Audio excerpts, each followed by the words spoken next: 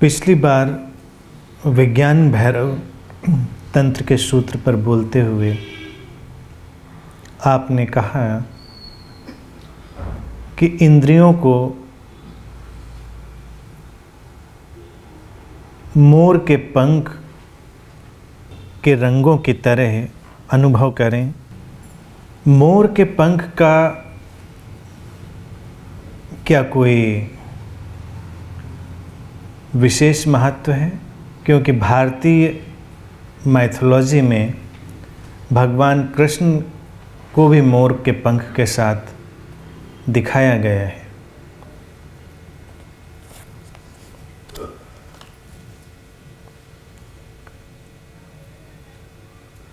बहुत सारी बातें बस केवल इशारों की तरह होती हैं।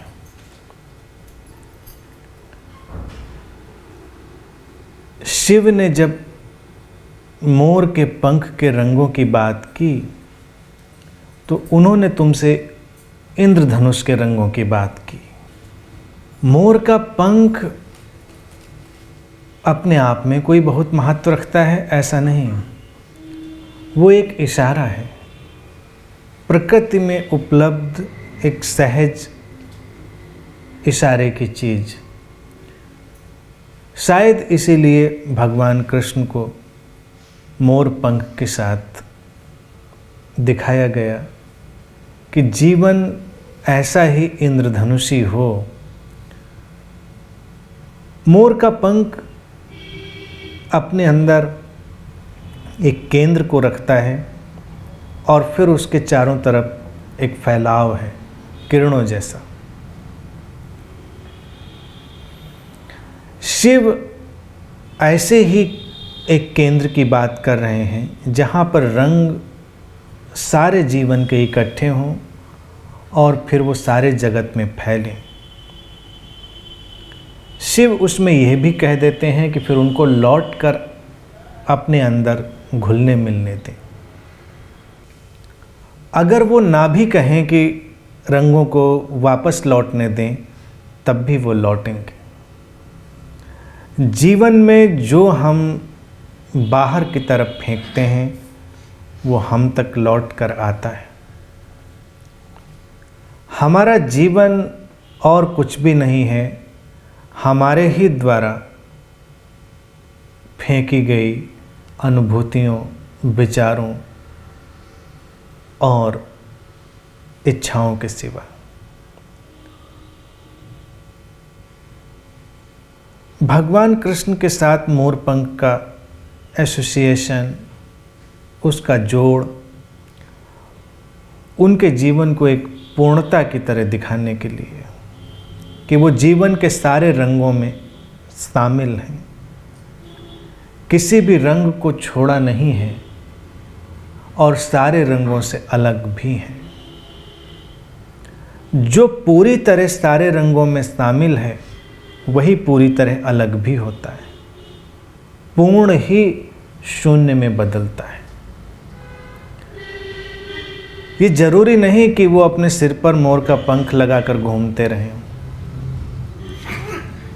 ये बचकाना भी हो सकता है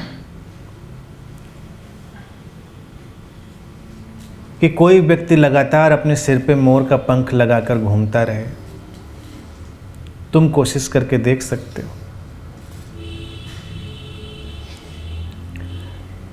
महिलाएं भी सौंदर्य की इतनी चीज़ें इस्तेमाल करती हैं, अभी तक किसी को मैंने लगातार मोर पंख लगाकर घूमते नहीं देखा।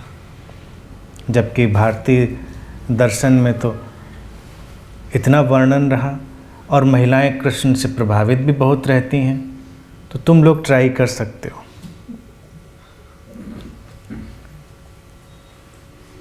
मिथक इसलिए नहीं बनाए जाते हैं कि उनका आचरण हमको करना है। मिथक प्रतीकात्मक है, मिथक इशारे के लिए। मोर का पंख पहले के वक्त में सहज उपलब्ध रहा करता होगा और सुंदर है, वो नृत्य से भी जुड़ा है। मोर के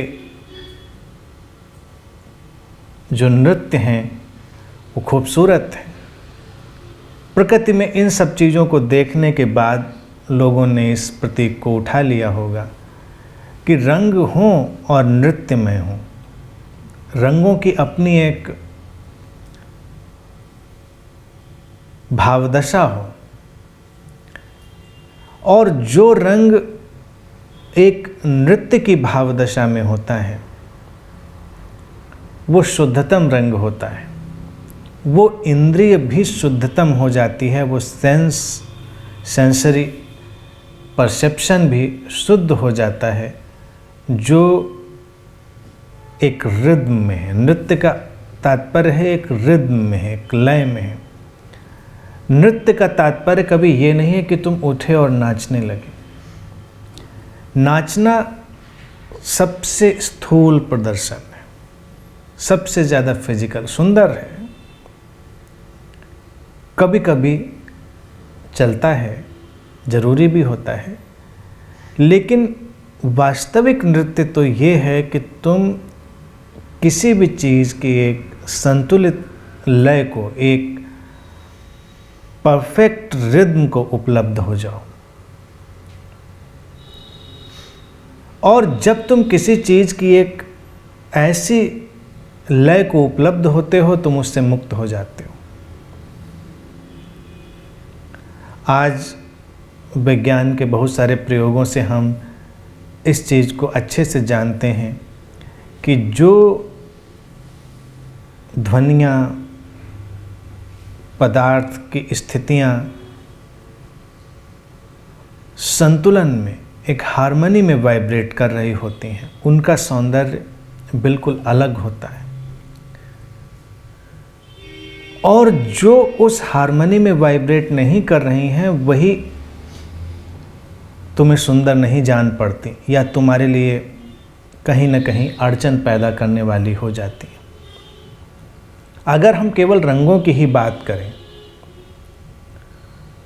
और किसी भी रंग को तुम ले सकते हो, मान लो तुम लाल रंग को लेते हो, जो लाल रंग देखते ही तुम शांत हो जाओगे, उस लाल रंग की जो फ्रीक्वेंसी होगी, उसके जो अंदर के कंपन होंगे वो बहुत ही संतुलित रिद्म में, एक गहरे नृत्य में होंगे। शायद अस्तित्वगत नृत्य में, एग्जिस्टेंशियल रिद्म में। और जो उस रिद्म में नहीं होगा वो लाल रंग तो होगा लेकिन तुमको मुश्किल पैदा कर सकता है, तुमको अड़चन पैदा कर सकता है।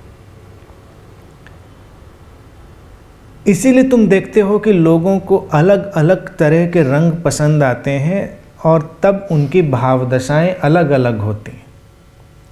तुम अलग मनोदशा में, अपने चित्त की अलग अवस्था में अलग किस्म के रंगों का चुनाव कर लेते हो। वो तुम्हारी उस समय की जो अवस्था है उसके अलाइनमेंट में। अगर तुम उदास हो, अवसाद से भरे हो, तो तुम उदासी और अवसाद से भरे रंगों का चुनाव करोगे। वो तुम्हारी उस क्षण की अवस्था को प्रदर्शित कर रहे होंगे, लेकिन ये अभी शुद्धतम रंग नहीं होंगे, ये रंग नृत्य में नहीं होंगे, क्योंकि इनकी लय तुम्हारी लय से जुड़ के कहीं पर बिखर रही है, इसलिए तुम्हारे अंदर भी एक संतुलन नहीं आ रहा है। कई ध्यान प्रयोगों में तो केवल रंगों की एक तलाश ही होती रही। व्यक्ति जब अपने अंतर मन के अनुकूल रंग को खोज लेता है तो एकदम शांत हो जाता है।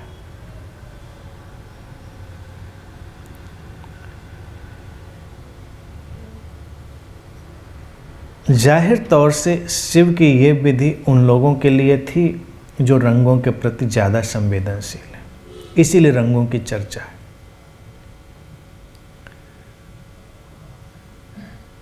तुम अपने लिए शुद्धतम रंग की तलाश भी कर सकते हो। तुम्हें कौन सा रंग सबसे ज़्यादा आकर्षित कर रहा है, और फिर तुम उस पर ध्यान कर सकते हो। उस पर ध्यान करने का तात्पर्य है उसके साथ तुम रह सकते हो, उसके साथ तुम जी सकते हो, और फिर उस रंग की जो फ्रीक्वेंसी है, उस रंग की जो तरंग है, जब कॉस्मिक तरंग के साथ, जागतिक तरंग के साथ लयबद्ध होगी, उस रंग के शेड बदलेंगे और तुम अपने अंदर गहरी शांति अनुभव करोगे। कभी कभी रंगों का थोड़ा सा हेर फेर तुमको बहुत अशांत कर सकता है, और थोड़ा सा हेर फेर तुमको गहरी शांति से भर सकता है। लेकिन ये सब तुम्हें खुद तलाश करना है। भारतीय मिथक ने भगवान कृष्ण को एक ऐसे ही प्रतीक के तौर से पेश किया जो उस जागतिक नृत्य में शामिल है। उन्होंने कभी नृत्य किया हो या ना किया हो, ये मायने नहीं रखता। हो सकता है वो अक्सर नृत्य में डूब जाते हों, हो सकता है वो कभी भी नृत्य ना करते हों, क्योंकि शरीर की कुछ गतियां ही नृत्य नहीं हैं। शरीर की, इंद्रियों की जो शुद्धतम फ्रिक्वेंसी है, उनका वाइब्रेशनल लेवल, जो अल्टीमेट वाइब्रेशनल लेवल है, वही नृत्य की अवस्था है। और जो अल्टीमेट वाइब्रेशनल लेवल है वो जागतिक वाइब्रेशनल लेवल के साथ, उसके तरंग के साथ मिला जुला है, उससे अलग थलग नहीं है, उससे टूटा हुआ नहीं है। जब ऐसा होता है तो व्यक्ति नहीं होता, व्यक्तिगत इच्छाएं नहीं होती। हम अपनी व्यक्तिगत इच्छाओं के कारण ही उस जागतिक तरंग से दूर बने रहते हैं। हम अपने चुनाव आरोपित करते हैं। चुनाव हमारे ही सीमित मन से निकले हैं, हमारे ही सीमित विचार से निकले हैं, तो वो हमको अंतिम रूप से सीमित बनाते हैं, हमको लिमिटेड करते हैं। कृष्ण जैसे लोग अपनी इच्छाओं और अपने चुनावों में नहीं जीते। वो तो एक अस्तित्वगत प्रवाह के साथ जीते, और तब अस्तित्व के जितने भी रंग हैं वो उनके भीतर उतरते हैं, उनमें घुलते मिलते हैं, वो एकाकार हो जाते हैं उनसे।